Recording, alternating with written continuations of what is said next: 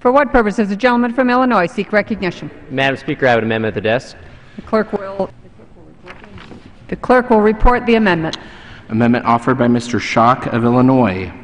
Page 28, line 23, insert after the dollar amount the following: reduced by $16 million, increased by $16 million.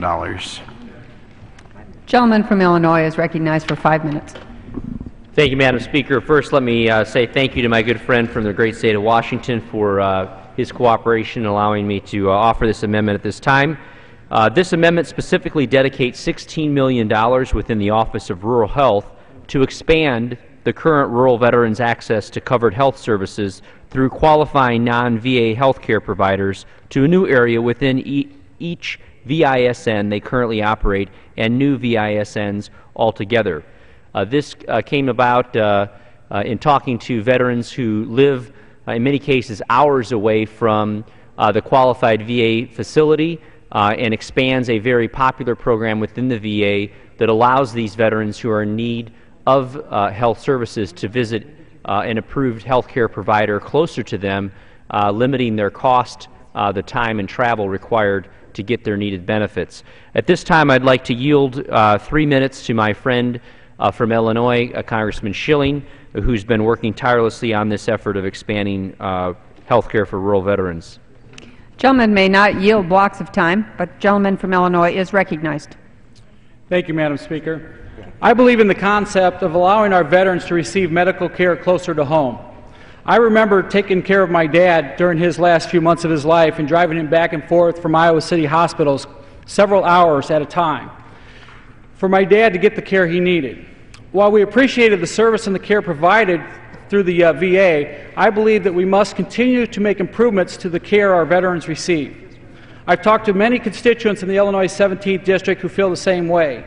In 2008, a law was passed that created a pilot program called Access Received Closer to Home, also known as Project Arch.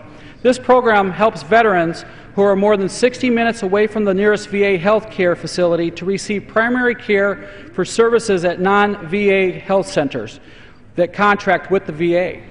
I believe this is a very promising program for our veterans, and this amendment would allow Project Arch to serve more veterans, and here's how. A 2011 audit of the Office of Rural Health found that at the end of fiscal year 2010, the Office of Rural Health had obligated $16 million of its budget.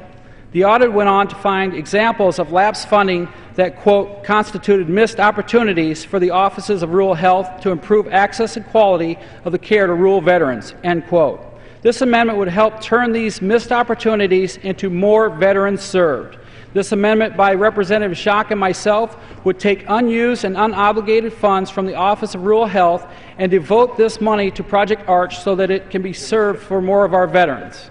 I support Project Arch's goals of improving access for veterans in cost-effective ways and improving and easing travel requirements and the care that our service members receive. I also support another program similar to Project Arch. In 2006, Congress directed the Veterans Health Administration to implement a contracting pilot program to better manage the fee and basis care program that the VA runs for veterans seeking care outside the VA system. That project is called Project Hero. The VA has stated that Project Hero has resulted in annual savings of $16 million in 4 VISNs. It operates in less than 20% of potential workload. This means that the savings figure will be much higher if Project Hero is utilized across all of the VISNs and at a higher workload level.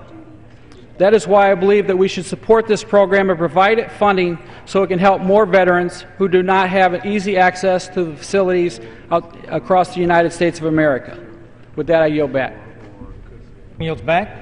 With that, I would just say I urge my colleagues to support this amendment to increase funding for rural health care. I yield back. The gentleman from Illinois yields back. Members seek time in opposition. The question is on the amendment. The gentleman from Illinois. All those in favor say aye. All those opposed say no. Opinion of the chair, the ayes have it. The amendment is agreed to.